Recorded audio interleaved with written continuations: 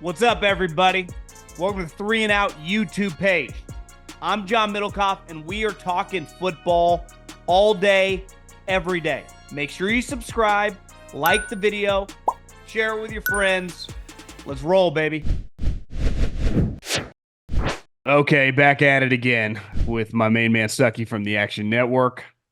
Action Network podcast. I was actually watching it last night on YouTube, laying in bed. He had some takes that I'm interested to hear, and big bets on campus. The college slate, I got one game. Maybe we can hit at the end, but it's not. Sometimes these early weeks, the first 2 weeks, you get some good matchups. This week's kind of bleh. But the NFL, even the first couple weeks on paper, doesn't look that great. But whatever, it's the NFL. I know, Stuckey, you have some great nuggets in terms of week 2. The overreactions, the stats on teams that get their ass kicked, on teams that lose, because this is always a big swing week. Because I hate it when people are like, don't overreact. Well, we only have one game sample size to go out. What are we supposed to do? Just pretend the game didn't happen? Like, oh yeah, Deshaun Watson might be okay. No, he might not be. The Giants and the Panthers have sucked for a while. But gambling, you got to be careful with that, especially when we're talking point spreads. Just week 2, the vibes going into week 2 for you, trends you look forward to. Yeah, the college slate is not great. Every Saturday and Sunday from the start of football season to the end, I'm either on my couch or in a bar from noon till 3 in the morning. But if you're not like me and you have a significant other that's been hounding you to spend more quality time on a Saturday, this would be the one if you had a pick to sneak out and do something, and then get some brownie points for the rest of the season, because the rest of the Saturdays gonna be good. But this one, game days game days in Columbia for South Carolina LSU. That tells you all you need to know. Georgia comes to Kentucky. I was hoping Kentucky didn't get completely blown out last week against South Carolina. It was an embarrassing game. I thought game day was going to come here. I was potentially going to go to the game on Saturday night. Kentucky 24-point underdogs. It was ugly, but yeah, not the greatest college football slate. But before I get to the NFL, I will say, whenever you think the college football slate though isn't good, then it ends up being chaotic. So who knows? Last week agree. You saw Northern Illinois beat Notre Dame. You'll have a couple upsets that no one sees coming this week. But yeah, NFL week 2 is that one of the biggest underdogs to win in a long time in college? Yeah, I think in like 2 to 3 years. I remember the biggest that I can remember. One year, this was like 10 plus years ago. Stanford beat USC one year as like 40-point underdogs. It was Harbaugh's first year. Yeah. The biggest that I can remember, it was a weird one. This is like 3 or 4 years ago. UNLV lost to Howard, an FCS team, in the opener. They were 45-point underdogs. But 28.5, yeah, it's rare. It'll probably be, college football is a lot weirder now with all the roster turnover. Maybe you get another huge one, but it'll probably be the biggest upset of the season from a point spread perspective. Something that happens like once every couple of years. So yeah, it wouldn't have been on the level, but there were 2 games I did a little just $100 parlay on all the huge favorites, and none of them covered. Alabama, USF owns them, but Boise was almost a 20-point favorite, underdog, and they easily could have won that game. Houston, who looked, atrocious week 1, gave Oklahoma everything they could handle. That was should have.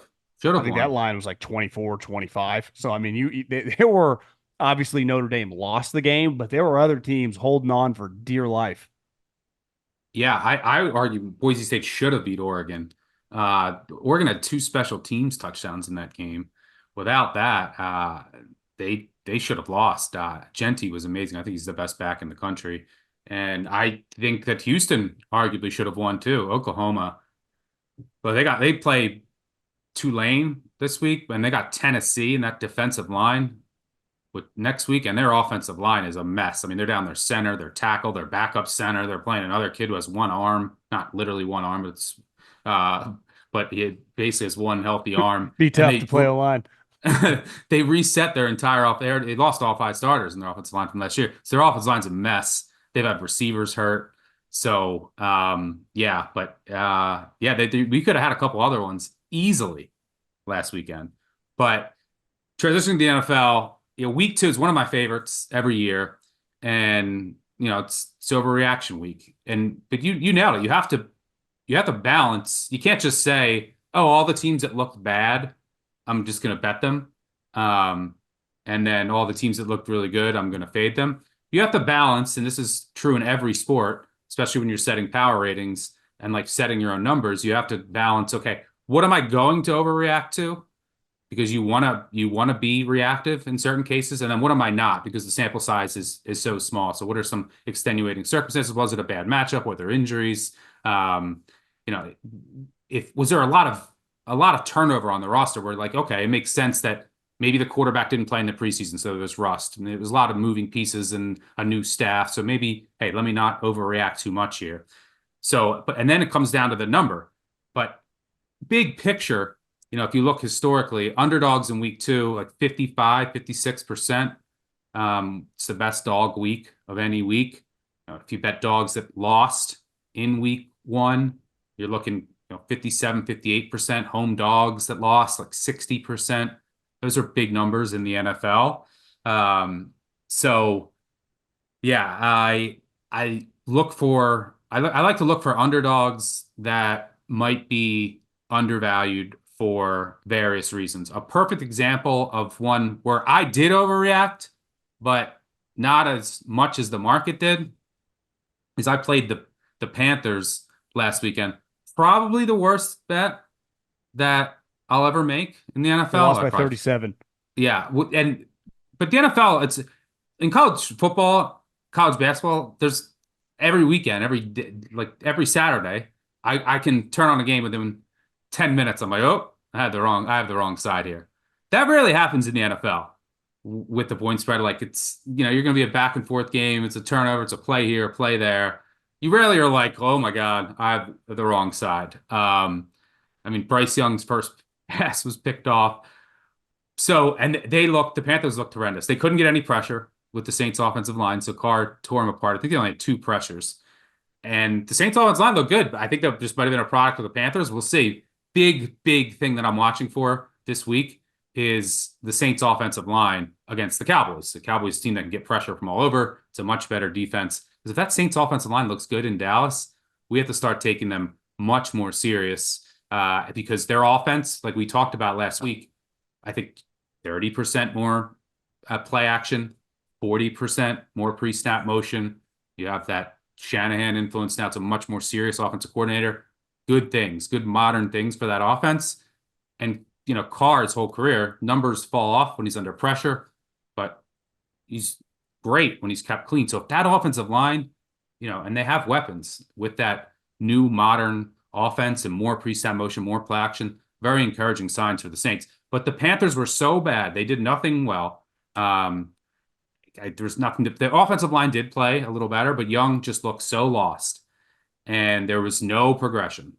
There was none of the things I thought from the offensive staff, too, with Canales. So, but I'm going to bet him this week. I'm hoping to get a 7. The reason?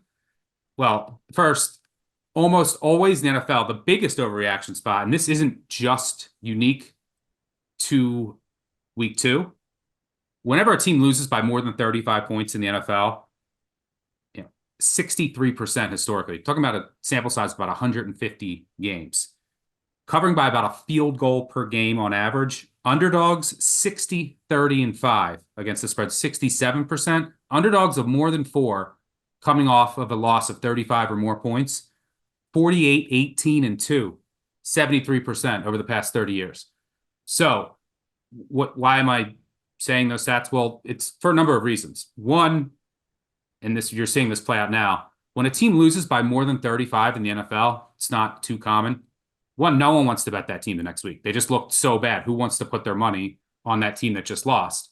So the market is going to react pretty aggressively, and you might not have a lot of buyback on the other side. Well, it doesn't happen very often, so it is pretty jarring to see a number that big, right? Yes, but on the flip side, these are still professional athletes.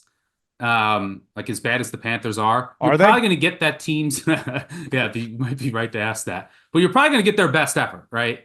Like after getting embarrassed like that, they're probably going to have a fully focused, motivated, especially early on in the season, practice, and then it also encourages change. So the Panthers will say, or wherever the team might be, oh, all right, look, we lost by 40. Well, nothing that we did worked. Let's do this, right? So it introduces some uniqueness to the game plan that the other team might not be prepared for. You might, change some things up that didn't work, so you're more likely to have success. So I downgraded the Panthers significantly. I thought they were going to be improved this year. I didn't really see it. They lost their best defensive lineman, Derek Brown, for the season. That's a big loss. Couldn't get any pressure. So, but it's a new offensive staff, and the look ahead line for this game was around a pick. And now you're talking 6-7. That's a massive. I can get to like 4 because the Chargers didn't really look great. They had the Oh, first half they had drives of 5 yards and 5 yards. They got a bunch of turnovers from. I mean, Minshew at one point just dropped the ball. And Antonio Pierce was making some crazy fourth down decisions. The only thing they did, they had a couple of Dobbins broken off runs. Like that's basically what the offense did. They don't have great receivers. It's a team that wants to like run the ball, grind the game down. It's the reason this total's 39. So you're looking at a home dog near a touchdown. I just can't get to this number. Um, what X's and O's can I give you? I don't know. What can I tell you that's great about the Panthers? After last week I can't, but I just can't get to this number, especially if it gets to 7. So I'm hoping like there's just apparently nonstop Chargers money. And I don't think about your average bettor. Who wants to bet the Panthers after what they saw last week? Nobody. it's one of the best parts about gambling. Sometimes you just like I just this is what I'm playing. I mean, the stats aren't on my side, but especially early on in the season. Well, let's you brought up the Saints, and all these lines are presented by DraftKings. Obviously, they can change over the next couple days, but they were a team you and I talked about kind of on the season preview. I loved them. I just the value to win the division at 4-1. You get them to make the playoffs. I think it was like plus 170, and clearly the Panthers are probably a 3 or 4 win team at best, but doesn't mean they can't cover spreads over the years. But the Saints fucking destroyed them. And the reason I like them, one, I think their defense is good and is going to be solid. Like you have valid question marks when Derek gets rattled. He's not exactly like Andrew Luck sitting in the pocket taking shots, delivering strikes. But this offense is very quarterback friendly. So you hire Kubiak, who I will continue to say might as well that family and now his sons are all in the NFL. One's for Kyle and now one's the offensive coordinator. They might as well just be renamed the Shanahans because Gary played for Mike, Kyle worked for Gary. They're all the same. They run the same philosophically. The offense that like McVay's offense has changed, right? The Kubiaks is Kyle because Kyle is the Kubiaks. They're all in one. And this is very quarterback friendly. And Derek looked really good. The other thing is, in that offense, you got to run the ball, as we saw with Kyle over the last 5 years. That's how you get successful, and it was made him successful as an offensive coordinator. No team has more invested into the running back room than the Saints. I like them. So now, maybe over the course of the season, I'll be proven wrong. But right now, like I feel pretty good, and I'm getting 6 points. Like that's a lot. Now Dallas looked good too. I mean, they both kicked ass, and obviously Dallas is a very, very public team. But I'm hammering the 6 because just I liked them to begin with. They look good. Dallas is good too. What if these are just 2 playoff teams? Which I thought. I mean, I thought Dallas was going to be good, so I wasn't shocked to see Dallas. My problem last week is I didn't bet individual. I had a lot of parlays. Like I liked Tampa against Washington. I think Washington stinks. I like New Orleans against Carolina. I think Carolina stinks. I took Dallas money line, but the Jags and Doug Peterson just, I mean, what a disaster. But Should have went that's up for last week. 24-7. I ETN was fumbles in the I was end sitting on zone. my couch with my feet up, thinking like today's gonna be a good day. But the Saints were a good day, and I just like that number. Obviously, there's gonna be a lot of hype in this game. There always is. Dallas's home opener, but I I think that's a lot of points for a team that I think when the dust settles could be a double-digit win team and be a division champ. So to me, that's value, and I'm hammering the Saints there. I would uh I would wait to see if you can get a 7, which you might be able to. It's 6.5 at some places now. But it's The come down. Like it was 6.5 yesterday. I checked this morning on DraftKings. It was 6. So I wonder if that half point. I don't know. You're right. I mean, Yeah, things well, fluctuate. I would watch it. The reason I Lattimore's say banged up. you might get a 7 is because you have Lattimore and Honey Badger didn't practice, and they're banged up. They would be big losses. Losing a starting safety and your best Because corner. Lattimore would probably chase around CD, I would imagine, if he Yeah, was fully healthy. yeah, and Saints play a lot of man, which Dak and CeeDee Lamb rip apart historically, and if you don't have Lattimore, you don't have Matthew. I mean, that could be problematic. The offensive line also dealing with a couple injuries that already had questions. I'm probably staying away from this game. I want to see this offensive line against the Dallas D. The Dallas in this role has and under Dak, who's been unbelievable as a favorite. I mean, he's just been dynamite. I could pull up the numbers here, and the reason for that is, I mean, yeah, he's 50 and 36 against the spread as a favorite, 27 and 13 since 2021.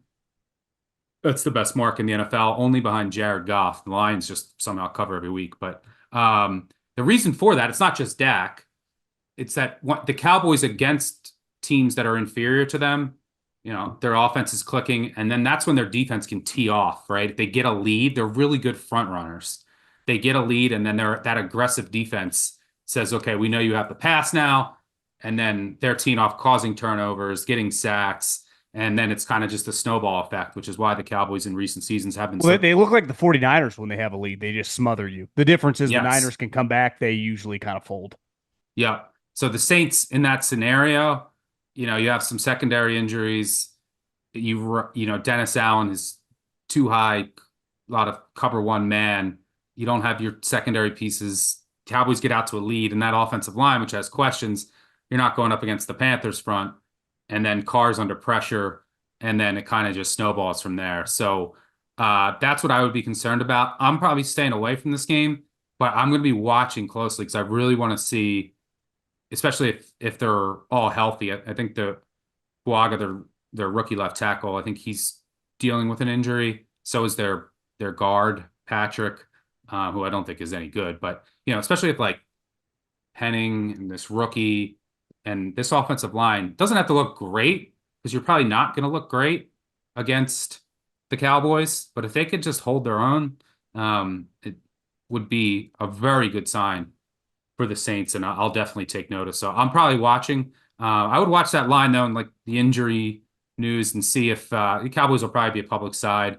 See if you can maybe get a 7 in that case. I think that's where I would go as well. Okay, Packers-Colts. Obviously, the Packers have a pretty devastating injury. Luckily, it's not out for the season. They lose their quarterback. They have invested in quarterbacks over the last couple of years, and they cut them both after the preseason, right? Penn State kid and the Tulane guy. And they trade for Malik Willis. And I'm going to use an analogy here. I'm not a day trader. I love the stock market, but I've made a couple big day trades in my life trying to get like a get rich day. And I've been hit in the teeth both times. And it was on Snapchat. And that's classic, like kind of a public, just a lot of buzz about that company. And it always underperforms. And whoever has shorted that company over the years on the day that the earnings come out always makes a ton. And I have the logic when you start a backup quarterback who I think sucks, and Snapchat clearly just sucks. They never make any money, and the stock always goes down on earnings. And Malik Willis, I'm pro guys like Malik Willis in the draft. Like I like physical attributes, and if you get the right coach, maybe you make them into something. But the majority of those type players don't work, right? It's why they're called like projects. And he had to play a couple games, I think 3 games when he was a rookie, and he was atrocious. And remember, Vrabel, I know you know this, but people listening, like benched him for Dobbs, who they got off the street, and they were immediately better. Obviously, Dobbs is a better quarterback, but at the time it was kind of crazy because they had just drafted this guy and he was just bad. And then he hasn't really played over the last couple of years. And then they trade for this guy like 2 weeks ago. I saw a headline today. It's like he's going into overdrive to try to learn this offense. So my logic is simply like I think he has a chance to he's not an NFL player. Now, maybe I'm proven wrong over the next couple of weeks, but also I think it's fair to say if Malik Willis is just the Malik Willis that we saw in Tennessee and like you can't function and they get their ass, like he won't play next week. Like they'll just have to go sign another quarterback or bring those guys back. And I'm just betting on him being not able to function. And it's not like this team is the Ravens or the Chiefs or the Niners where it's like, well, hey, this week our defense has to dominate. Because I mean, I thought their defense would be better with Halfley. I get it. They're playing the Eagles with $150 million invested into skill guys, but they look just like the Packers of old, which is a defense that you can't really trust. Now, this game's in Lambeau. I just, under no circumstances, and I get Indy has question marks. Anthony Richardson, I mean, really, it's just two big plays. Like, it's not like He he went was, 9 of 19. yeah, Phillip Rivers back there, 24-28 or something. But he is an explosive player, came out of the game healthy. Defense for them is a question mark, but I'm not worried about Malik Willis. So I get this game. I mean, this line would not have looked like this 2 weeks ago if Jordan Love was in there. I am just 100% shorting Malik Willis. Like, there's a chance Sunday ends, we're like, that's the worst player in the NFL. It's not, I mean, he seems like a nice guy, but I mean, he just might not be an NFL player. I actually think it's kind of crazy. Hear me out. Is it nuts that the Packers traded for him and then just immediately made him their backup quarterback? Like, I think that's a pretty bold move.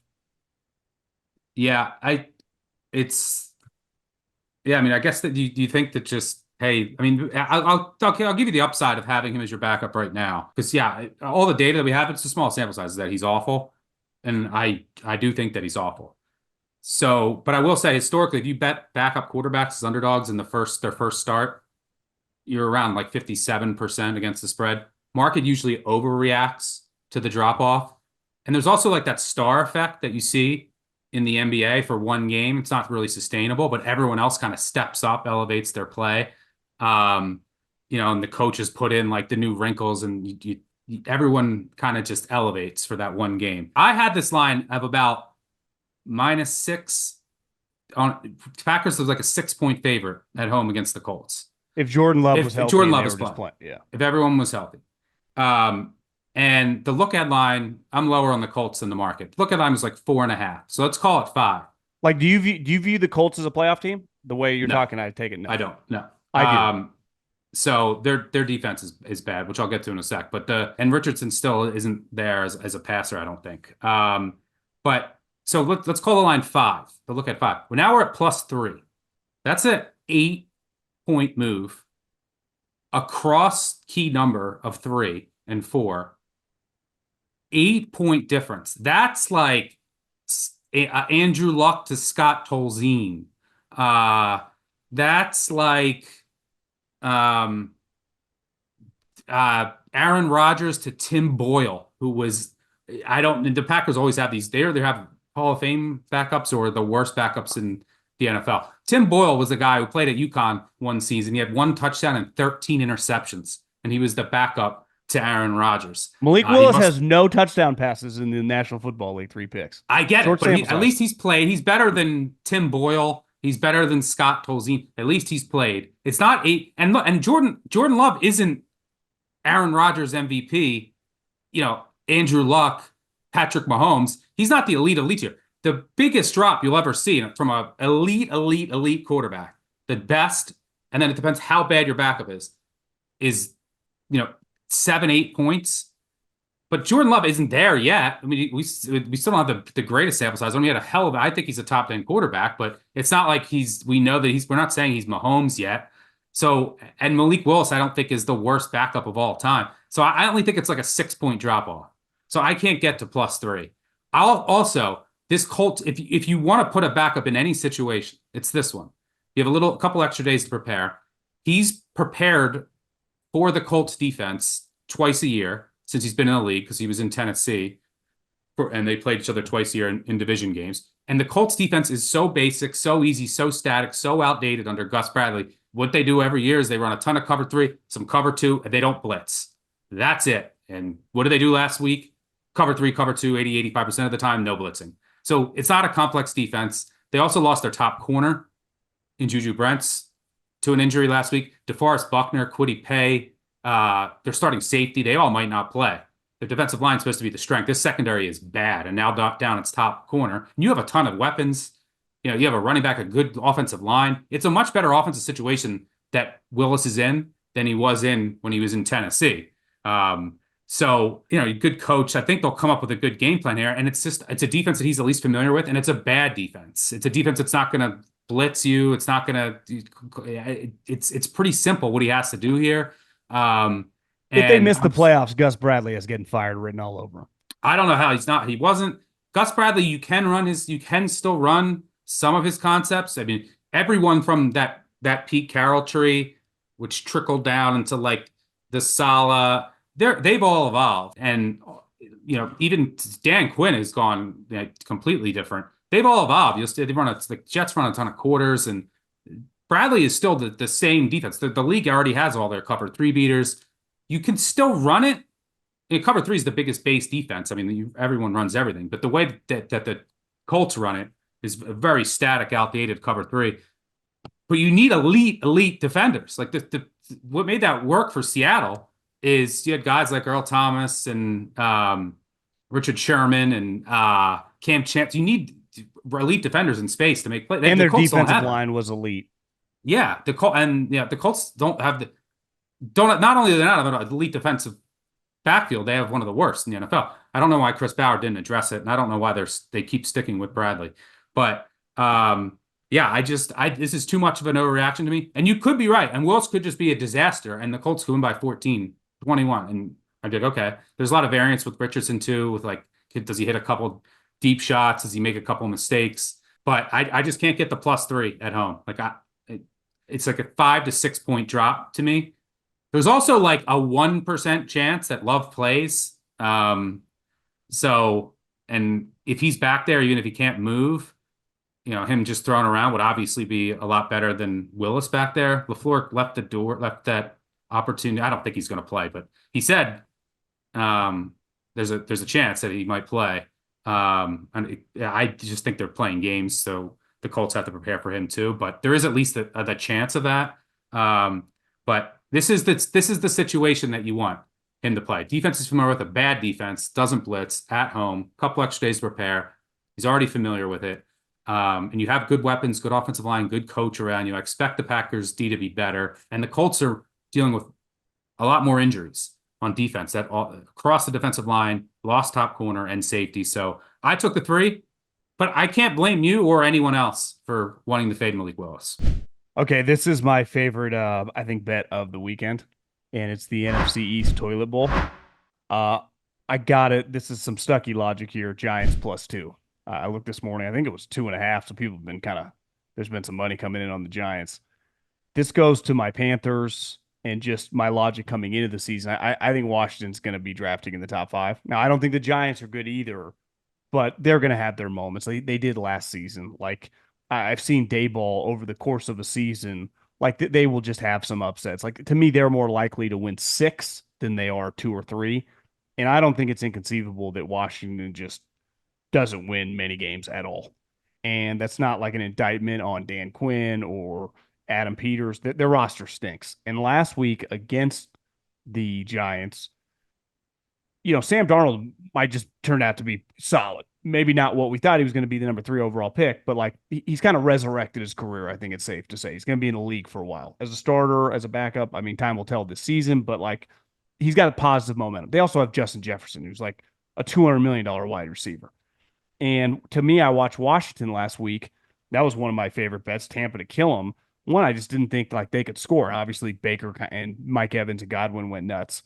But like I just think that this is a spot. Now, they've invested a lot in their defensive line that I wonder if it's going to be a little bit harder for him just to kind of run wild on him. Now, he is a fast runner, but like as a passer, you saw last week, their passing game, I just don't think is going to be good.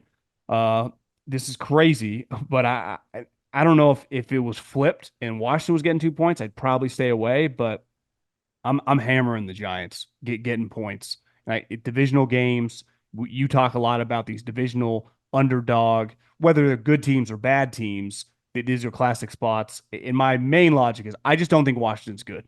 I just think they're going to have a long fucking season. Now, they got more going for them than the Panthers because like I would much rather have Jaden Daniels than Bryce Young sitting here today. If I was a GM, if I was a fan, whatever. But I like the Giants in this spot. I like them to just win the game. Yeah, I mean, look, who am I to? I was going to say, man, This is this is sick. I mean, a this is horrible game. sick. But I just gave my, I just the two bets that I just said I liked have Malik Willis and Bryce Young as the quarterback. So who am I to judge anyone? If I had to, um, if I had to take the, yeah, I would take the Giants for what it's worth. Underdogs in week two in a matchup of winless teams, 50, 25, and 3 against the spread since 2003, 67%. These two teams are so similar, like bad offensive lines, horrible defenses, some talent on the defensive line. The Giants have a really good defensive line. The Commanders have Payne and Allen in the interior. Questionable quarterbacks who have mobility. You got a star receiver on both sides. These two teams are so similar. So, and Washington, it's a divisional game. Home field's already not much, and Washington has almost no home field anyway. So, yeah, if you're gonna take if you're gonna bet this game, and I would agree with you, you take the team catching points. Probably a true coin flip in my opinion. One number that jumped out to me, my first indication was like, God, that's a lot of points. I mean, Tampa, one thing is when those two wide receivers are healthy, whether it's Tom or Baker, they're just as good of a 1-2 combination as is in the league with Mike Evans and Godwin. So that team can score. And Baker obviously has changed the narrative on his career. Now, playing Washington and playing the Lions is a little different animal. But that number at over a touchdown, I looked this morning, 7.5. I hadn't really thought much about it, but I would have assumed that number would have been closer to 5.5, 6 if it was going to be that high. I guess Tampa's getting no respect. You had mentioned they had some injuries right before we jumped on, but that number seems pretty high to me after we just saw them go toe to toe in an NFC divisional game in Tampa. I mean, what's their record the last year in a game? I mean, they've played pretty good, especially the last half of the season, and then like they look pretty solid. The other thing is Todd. Um, at one point in time, it's like, is he going to survive long? He is a good defensive coach, right? And Detroit, I'm not trying to overreact that they underperformed, whatever. The Rams are good, tough opponent. McVay all off season. Stafford was fucking lights out. But the one thing is when you go from like the little engine that could, the team kind of like everyone's taking Detroit. I mean, I would imagine on a weekly basis, they're getting approached in the meetings and practice and game plans, no different than you would playing the Ravens, Chiefs, or 49ers, right? At this point. So it's like you're approaching them like a Super Bowl level team. And that number just jumped out to me, Stuckey.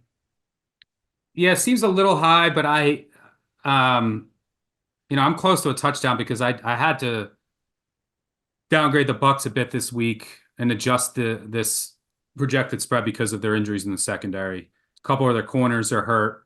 They have two or three guys they're dealing with injuries there. Antoine Winfield, arguably their best player, all pro caliber safety, is out. That's huge. And going up against this Lions offense, you have the best offensive line in the NFL. I think last week Goff didn't play in the preseason. You always see with these quarterbacks in week one that didn't play in preseason a dip in production. Usually see a tick back up in week two. So I expect under Ben Johnson, I think called a pretty poor game They were until off. overtime. They were definitely Yeah, off. I expect them to be back on here against a Bucs secondary that has a ton of question marks, and the Lions' offensive line should be able to handle the blitz that you think Bowles is going to. Now maybe Bowles just says, "Look, I'm going to sit back." And I'm going to sit back more and, shells with my safeties, not blitz because I know I have injuries and I know the offensive line I'm going against and the weapons. And I'm just going to not prevent the explosive play, try to capitalize on a mistake, get stops in the red zone. That could be an approach there. Jameson Williams banged up. Yeah, which is worth noting. If he can break out this year, that offense, that's really what they're missing is that second wide receiver to take off. And he looked good last week. But that's what I would be worried about with the Bucs is just those secondary injuries against the Lions offense. I expect to be much better, but over a touchdown, I don't mind a look at the Bucs. Gotta get you out of here on this. We'll go back to college. I think it might be one of, if not the only game with two ranked opponents. I was at the gym on Saturday morning and watching K-State Tulane was on one of the big TVs. And I mean, K-State was in trouble. And then I think they got like a fumble return that kind of changed around the game. Arizona, I read a good article on I didn't realize Fafita and McMillan. Is that his last name? Am I thinking of a Yep. different wide receiver? Yeah, Yep. McMillan. Ted Like McMillan. these guys are like been playing together since high school. Obviously they both could have made a lot of money and left to Washington. They decided to stay. I mean, McMillan's going to be a top, I don't know, 10, 12 pick, depending on how fast he runs. I mean, he's a star. This game's Friday night. Uh, Arizona's now it's in Manhattan, Kansas. Uh, but this is a team that, some people thought if they could just be solid on defense, we know how good their offense is, could compete to win this conference. And now that what's it, the quarterback who's played 75 years for Utah got thrown. Did you see the play where he got thrown into the bench and hurt Yeah. his hand? So like obviously Utah with him and without him become a completely like they're a playoff team, and then it's like, what the hell am I watching? But to me, Arizona's a pretty big wild card. I know they look shitty against Northern Arizona, but that's kind of your classic. Like they came out the gate swinging week one, scored like 100 points, little let down. This is a really, really big spot. I'm tempted to dabble a little bit on the money line here. It's not like K State is fucking Alabama. Now you get you get them +7, but this is a pretty intriguing game to me. Yeah, it should be a fun one. Both offenses are pretty fun. I'm worried about, but I'm the Kansas State defense was very worrisome against Tulane. I mean, Tulane was starting a young kid who they didn't even know he was going to be the starter until like late in camp, and he was throwing all over. There was coverage busts all over. That's definitely concerning when you're going up against McMillan, one of the best receivers in the country. But I'm really worried about the Arizona defense, especially up front. So Kansas State's quarterback Avery Johnson still limited as a passer, electric runner. They have a really good backfield with Giddens and company. The Arizona defensive front lost a lot. Look, I mean, you go back to the game against New Mexico, and New Mexico was, Was scoring. was scoring at will with Devin Dampier and like a mobile quarterback. They were running on them. So I'm just afraid that Kansas State's going to be able to run at will here because that Arizona defensive front does not look great. Lost a couple of key guys there, and then the offense is not as good as it was last year.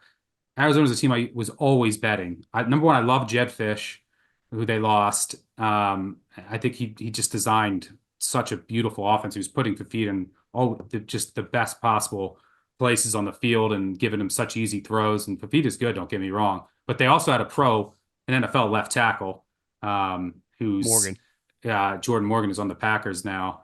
They had a really good second receiver in Cowing. So they don't really have that now. It's all just like McMillan. Like in that New Mexico game, yeah, they won. I think they were trailing at the half or it was like almost tied at the half. He had 320 yards. So the next week, all the attention was on him. And yeah, I think he only had like two catches for like 15 yards. And Arizona's offense couldn't do anything. So I would assume that's Kansas State's game plan here. Can they execute it? I mean, they couldn't. It's so I'm worried about this Arizona team. The offensive line is worse. Their wide receiver room is worse. You kind of have to just take away McMillan.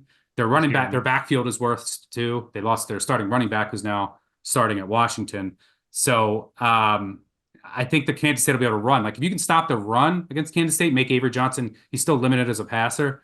That's how you beat him. I'm not sure they'll be able to do it, but yeah, if you want to take a shot on a Friday night on Arizona money line and McMillan goes off, I don't hate it, but I have concerns about both of these teams for sure. That's some good nuggets because I guess I saw a quote from their defensive coordinator last year who's up with or one of the coaches who's with Jed. He's like, I thought by the end of the season we were like a top 10 team in the country, and now when you think about it, the left tackle who's on the Packers and who's technically their third tackle, but I mean he's going to be a starter in the future. Cowing is a starter for the Niners. He's a starting punt returner, and he's going to, as the season goes, play more on offense because of his speed. And you lose your starting running back like that with Fafita and McMillan. Like that team was kind of stacked, right? I mean, last year, Yeah, like they were really really good. I mean, I remember and a really talking good to running NFL back who's scouting no guys. longer there. Yeah, and Um, if Jed is a better offensive play caller than Brennan, uh, who's an offensive guy too, but I just maybe it's a homer pick, but I'm kind of I'd like to see Arizona. Arizona's got a tough little stretch. They play K-State and they play Utah next week. This is kind of their season, if they want to compete for the Big 12. The other thing I'll quick mention, the only other play that I had was Titans plus 3.5. A week two trend, which is a pretty crazy one. Teams that had the ball as little as the Jets did last week in week one. In week two, they're 6-25 against the spread. That's 19% over the past 20 years. I mean, if you watch the Jets 49ers game, which I know you did, the defense was on the field the entire game. You're not all the way up into game shape yet. Fatigue really hits hardest in week two. And they're going Monday night on the road to another road game on a short week. Teams in that spot historically don't do well. And that Jets defense is just not the same. I mean, Shanahan ripped them apart, knew the solid defense, but the defensive line is not the same. You don't have Huff. You don't have Franklin Myers. Reddick's holding out. And maybe the secondary regresses a little bit. They've been so good, but the defensive line is not getting as much pressure. They're able to be pushed around because they lost some key pieces there, not as talented. So I think the Titans catching over a field goal, really good spot here. Historically, teams that blow big leads in week one also are good bets in week two. But the Jets they're still figuring out the offensive line needs time to gel. Rodgers needs to still work out the kinks. It's like I know that They got one Lazard had two whiteout. touchdowns, but yeah, you're just throwing it to one guy. And I like the Titans additions. They added out Ernest Jones. The Sweat kid from Texas looked good up front with Simmons. They have two veteran solid corners. So I like what I saw last week from the defense. And yeah, you got to worry about just, hey, they're going to throw it to Wilson on the left side. I mean, I saw a funny meme. It showed the passing chart of Aaron Rodgers and then a picture next to it, and he had an eye patch on his right eye. So yeah, it's a very limited offense. Mike Williams isn't going to give you much right now until he's fully healthy. So I like the Titans catching over a field goal at home against the Jets. That Well, I defense heard is you taking say a it. I step heard back you this say it year. on your show that like classic reaction because if you just weren't super locked into that game, paid look at the final score. Titans were kicking their ass, and they got a punt block for a touchdown, and then the Will Levis, Daniel Jones type play. You remove those two, the Bears don't win. I mean, the Titans defense was dominating. The So, Bears didn't have 150 total yards and didn't score an offensive touchdown. and now Somehow Dunze's came hurt and back. Keenan Allen's banged up. Yeah. They somehow came back. It's one of the worst beats of the season. I had some money on the Titans, unfortunately. Up Same. 17-0. The opposing offense doesn't get to 150 total yards for the game, never scores an offensive touchdown. Not only do you lose, which is like a 1 in a million chance of losing that kind of game, you don't cover 4.5. It's crazy. Crazy. But I think you got to take this line should be a field goal max. So I think you got to take the hook at home. Well, and the Jets, they got this game, and then I think they play Thursday night, right? I mean, they got to like it could unravel on them really fast. I think they play the Yeah, Patriots on Thursday night. yeah, get used to the Jets. They're on, I think, like in the next, starting in week one to like week nine, they're on like 6 times in island games. I think one's like international. They're on like 5 times in prime time. But yeah, they play They're the Notre Dame of the NFL, the hype machine behind them. And you watch them, it's like, yeah, they got some good players, but give me a break. yeah, they have they all the short week next week. They're starting 3 games in 10 days. It's a brutal stretch. They host the Patriots on Thursday. So short week to short week after back-to-back road trip. Not great, but I will say I was impressed with the 49ers defense. They just looked livelier. There was more adjustments, more nuance. So I think it was a good debut for Sheridan. And I'll be curious to watch like the Staley influence if there's more wrinkles, but it just looked more lively. Like their defense was kind of Colts-esque in the past. Now they have more talent, and they would just rely on their front. They didn't really do much. It was pretty consistent, but it kind of got stale at the end under Wilkes. I thought it was a really good debut, and everyone else just looked a lot livelier on that side of the ball. Well, they got a couple things going for them. Last year with Wilkes, unlike D'Amico and Sala, there was like a disconnect between the players and him. They knew those two guys so well. And Fred Warner, who's basically like their Ray Lewis or Ed Reed, like his communication with the defensive coordinator, they got to be on the same page. And he felt like the communication was off between those two guys. The other thing is Bosa how too. many I think teams, Bosa came out and said some stuff too, like yeah, early in the hey, season. they just didn't like him. They didn't think he knew what he was doing. You add Floyd, so they get an extra pass rusher. They were in Hargrave's ass this offseason. Like, we paid you a lot of money. Last year was not a great year for the hype. So, like, he comes in motivated. How many teams in the NFL have two good corners? It can't be many, right? So Ward is a good corner. And Lenore this offseason, and listen, I hate giving this guy credit, but Lenore's credited him. Brandon Staley's worked closely with him. They think like they're going to let Ward walk after this season in a perfect world, and Lenore will become that guy. They go like four deep at safety. They're missing Greenlaw right now, but if you have a good defensive backfield and a good defensive line and Fred Warner in the middle, and your defensive coordinator can communicate with your star player, like And those guys can help Hufunga's you going to call come the back still plays. too. Like those Yeah. guys know. So it's like, hey, let's do this. We don't need like Bill Belichick. I don't need you to tell me everything I'm doing. Like we got a pretty good idea what's going on. And then the physicality, like their physicality on offense, like obviously McCaffrey in theory is a big blow, but like Jordan Mason, like you can't play for Kyle or in this scheme if you don't run hard downhill. It's why the Packers wanted Josh Jacobs. It's why forever the Kubiak guys have always had good running backs that get one cut, go. Right. Beside Trent Williams, most of our guys aren't shoving people around, but there are creases. And then when that run, I mean, you have no chance against the 49ers if you're not going to slow down the run. That's when and then their defense gets control. That the concerning thing to me in that game was if I'm a Jets fan, part of getting Rodgers was getting this total package. And I know he was older, but like it's pretty clear he's like a stronger arm Jared Goff. Like he's a pocket quarterback now. He's not going to be mobile. The difference is Jared Goff plays on a team that is stacked and an elite offensive line with elite weapons. It's like Rodgers has one guy, he can't move. If their defense is no longer high end and just middle of the pack, they're kind of fucked. Everyone's like, don't overreact. The Niners are great. Yeah, it's not necessarily about that. It's more just like physically, the guy doesn't look the same, which is understandable. He's 40 years old, coming off like everyone's shitting on Cousins. Like, yeah, Cousins never been able to move. And now he's coming off Achilles. He's really not going to be able to move. Well, Rodgers, who was kind of slowing down the last couple of years, now he's got an Achilles. He looked pretty stagnant to me. Yeah, I agree. Yeah, he's not going to be able to move much. And if there's like one offensive line injury, it could all fall apart quick. Especially So when they yeah, play good defensive tackles that can rush up the middle, he'd be in major trouble. and I think their defense is going to take a step back. Like, their defensive line's not as good, and it's really hard to maintain how good that secondary was last year, and they were really healthy.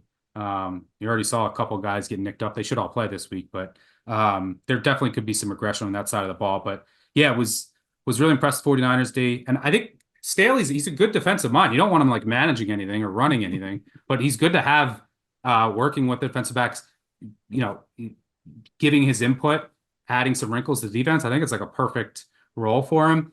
And he's so different philosophically that I think bouncing off ideas with him and Sheridan can only improve that defense. And yeah, I think Yadam, who was terrible early in his career, he was really good last year. I think that was like a sneaky good pickup. Their other corner, who Funga didn't even, he's going to come back too. He looks like one of the better safeties in the NFL. So there's a lot working in favor of this defense. I was definitely impressed. Yeah, and the Niners' offensive line, beside Trent, has been a major question. It looks like they hit on this guy named Pooney, the Kansas guard, Yeah, who's a Dominic Tooney, he stud. looked So great. all of a sudden now it's like, well, two of our five off like Pooney could be a Pro Bowler. So it's like we have the best left tackle, Pro Bowler, and then you just like most teams, you just find a couple guys you can function with. Okay, Yeah, I'm gonna get you out of here. McKivitz isn't bad. So yeah, if they get Pooney I to hit, he's not great, but don't say that too loud. he's I know Niners fans don't like him. He had a good Well, game in in week pass one. pro, he can, like McGlinchey, he's fine against the run. I think in pass pro, when he gets in one-on-one situations, limited athlete can just, yeah. But no one can block the the TJ Watts, the Micahs. But Yeah, no, he's definitely not up there as elite. But yeah, if you get Pooney on the inside hitting, that's huge. I'm rooting for you guys because we got all these elite players. We're gonna have to pay Purdy. So then that's when you got tired of it's a big talking year. It's a big 49ers year, Stuckey. contracts this summer. It's a Um, big year, Stuckey. yeah. Okay, okay. Last question. that call from Doug Peterson. Now they ended up missing a field goal, but to go for it, fourth down on your own 30 in that situation had some Brandon Staley vibes, did it not? Yeah. Also, just sneak it. Like I don't understand. You have Trevor Lawrence is such a good sneaker. He's like 7 foot tall. Sneaking on 4th and 1, it's like 90%. I don't know what that play call was. It's not like the Dolphins have this huge front that you can't sneak it on. If you're gonna go for it there, sneak the ball. But yeah, they were just like melting down. There was the fumble, the 80-yard touchdown, and I think they were just like in panic mode. Oh It my was God. it was Is yeah, that that the was a worst horrible feeling as a call. as a better than Yeah, when you you're could in feel it. complete control and then you're just Yeah. like, oh my God. And Because when that you're happens, you just know it's over.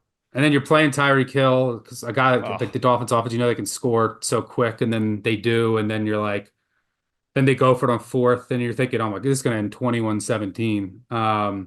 So yeah, that's the most helpless feeling when there's a game that you're not worried about, and all of a sudden you're like, oh God, I thought I had this banked as a win. This is going to change my afternoon. So it's good to have the best NFL part about back. betting the NFL, man. You just, them and the Titans, you can never get too cocky. Unless you bet the Panthers, then you know it's over in the first minute. Okay, Stuckey, man. Have a good week. Talk to you next week. Absolutely, brother. Have a good one.